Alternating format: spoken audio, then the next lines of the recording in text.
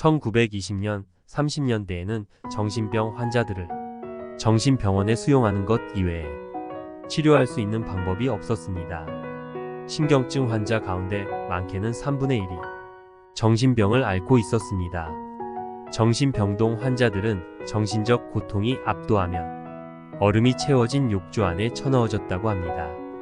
환자들은 젖은 고무와 옷과 몸을 묶는 밧줄에 관하여 진저리 치면서 잘 알고 있었습니다.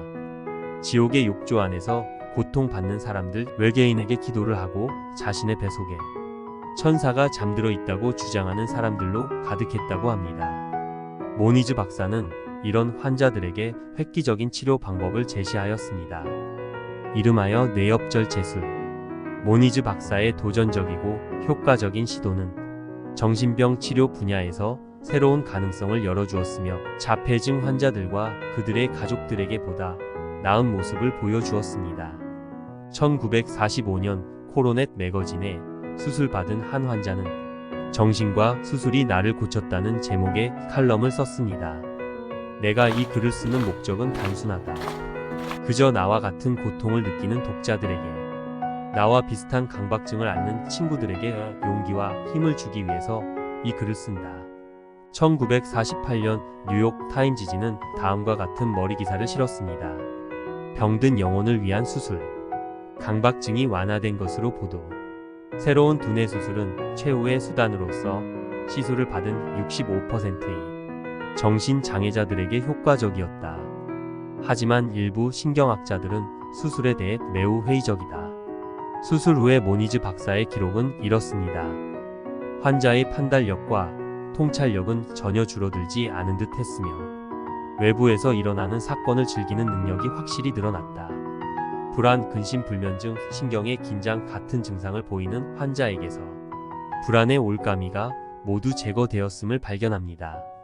물론 발작이나 사망, 혈관 파열과 같은 부정적인 결과도 있었습니다.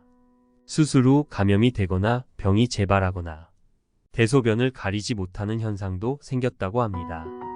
즉, 이 수술은 리스크가 높은 수술이기도 합니다. 따라서 전문가들은 이러한 수술을 시행하기 전에 재단 계획을 신중히 고려해야 한다고 조언합니다. 실제로 드릴로 머리에 구멍을 뚫고 눈에 길다란 송곳을 넣고 시도했던 뇌엽절 제술. 모니즈 박사의 뇌엽절 제술은 사회적 논란을 일으키기도 했습니다. 일부 전문가들은 이 수술 방법이 너무 치명적이고 영향을 예측할 수 없다고 우려했습니다.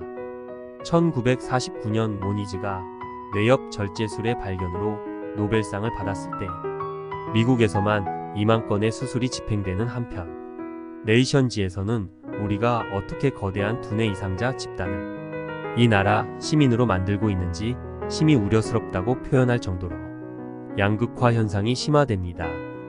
한 자료에 따르면 1936년과 1978년 사이에 총 3만 5천 건의 수술이 시행되었으며 모니즈가 노벨상을 수상할 때 수술 빈도수가 가장 높다가 최초의 정신질환제가 등장한 1950년 이후부터 급격히 줄어들게 됩니다.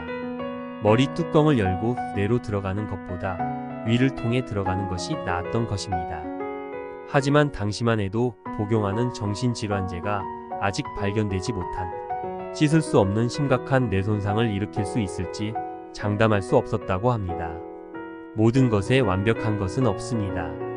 시간을 두고 시행착오를 거치지 않고서 또는 다른 사람들이 그것을 실험하거나 연구를 하지 않고서는 아무것도 완벽한 것은 태어나지 못하는 것입니다.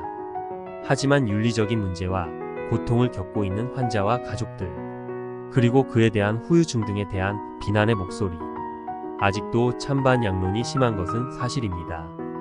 과연 만약 여러분이 환자라면 그런 치료를 선택할 수 있을까요? 오늘날의 뇌엽절제술은 여러 가지 다른 이름으로 포장되어 증세가 심한 환자들을 위한 마지막 수단으로 여겨지게 되었습니다.